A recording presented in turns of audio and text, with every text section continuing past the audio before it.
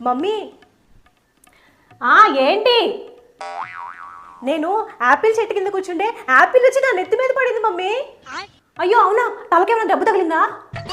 అబ్బా నా తలకేమీ తగలలేదులే కానీ నువ్వు ఒకటి ఆలోచించు. ఈ యాపిల్ పైనుంచి కింద పడింది కానీ నేను కింద నుంచి పైకి చెప్తుంటే అది పైకి వెళ్ళట్లేదు. ఎందుకు?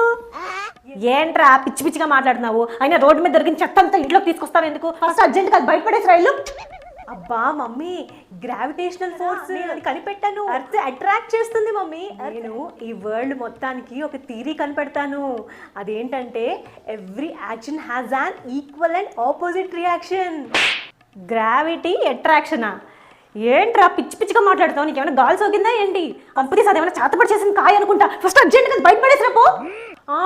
నేను ఇసరును, నేను కష్టపడి కనిపెట్టుకుని తెచ్చుకున్నాను, నేను ఇవ్వను.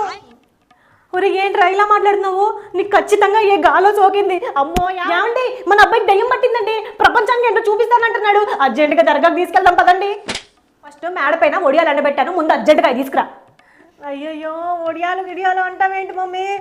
నేను ఇవ్వను, నేను ఇవ్వను, నేను కష్టపడి తెచ్చుకున్నాను, నేను ప్రపంచానికి అంతా చెప్తాను, నేను ఇవ్వను. ఫన్ అంటే మన బ్రాండే. Please like, share and subscribe to fun brand channel.